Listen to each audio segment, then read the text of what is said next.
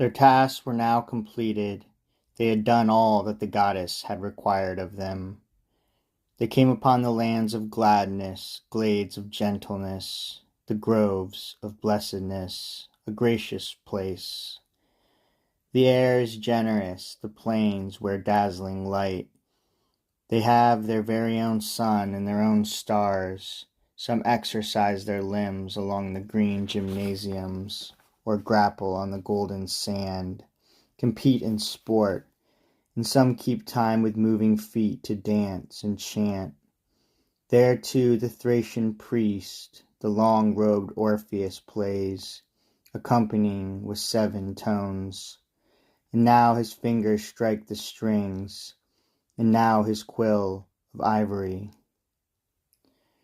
The ancient race of Teusa too is here, most handsome sons, great-hearted heroes born in better years.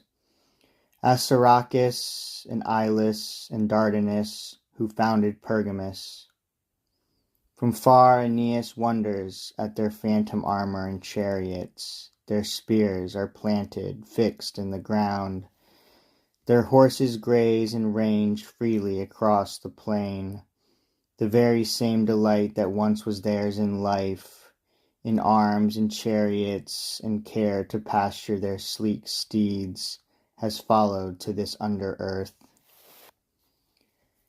And here to right and left you can see others, some feasting on the lawns, some chanting glad choral paeans in a fragrant laurel grove. Starting here, Eridanus in flood flows through a forest to the world above. Here was the company of those who suffered wounds, fighting for their homeland, and of those who, while they lived their lives, served as pure priests. And then the pious poets, those whose songs were worthy of Apollo, those who had made life more civilized with newfound arts, and those whose merits won the memory of men. All these were crowned with snow-white garlands. And as they streamed around her there, the Sibyl addressed them, and Musaeus before all. He stood, his shoulders towering above a thronging crowd whose eyes looked up to him. O happy souls, and you the best of poets, tell us what land, what place it is that holds Anchises. It is for his sake we have come across the mighty streams of Erebus. The hero answered briefly, None of us has one fixed home. We live in shady groves and settle on soft river banks and meadows where fresh streams flow. But if the will within your heart is bent on this, then climb the hill and I shall show to you an easy path. He spoke and led the way, and from the ridge he pointed out bright fields. Then they descend.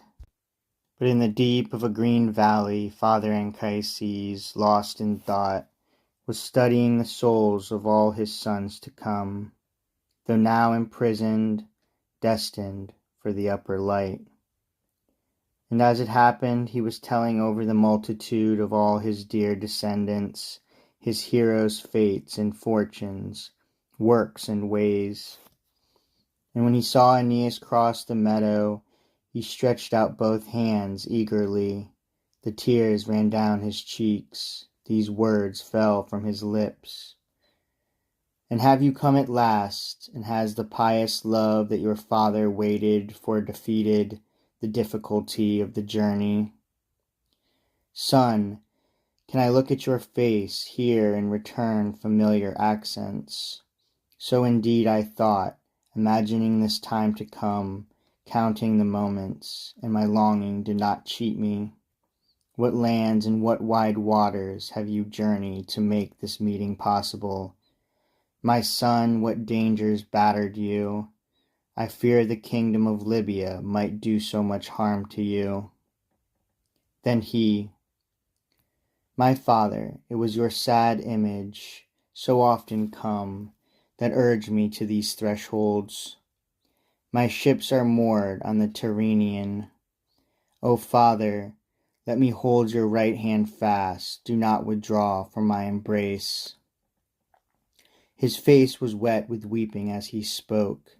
3 times he tried to throw his arms around Anchises' neck, and 3 times the shade escaped from that vain clasp, like light winds, or most like swift dreams. Meanwhile, Aeneas, in a secret valley, can see a sheltered grove and sounding forests and thickets, and the stream of Lethe flowing past tranquil dwellings.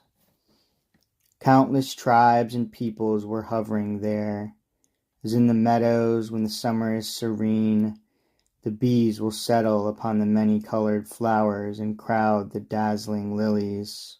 All the plain is murmuring. The sudden sight has startled him. Aeneas, not knowing, asks for reasons, wondering about the rivers flowing in the distance, the heroes swarming toward the river banks. Anchises answers him, "These are the spirits to whom fate owes a second body, and they drink the waters of the river Lethe, the careless draughts of long forgetfulness. How much, indeed, I long to tell you of them, to show them to you face to face, to number all of my seed and race, that you rejoice the more with me at finding Italy. But, Father, can it be that any souls would ever leave their dwelling here to go beneath the sky of earth, and once again take on their sluggish bodies? Are they madmen? Why this wild longing for the light of earth? Son, you will have the answer. I shall not keep you in doubt." Anchises starts, and then reveals to him each single thing in order.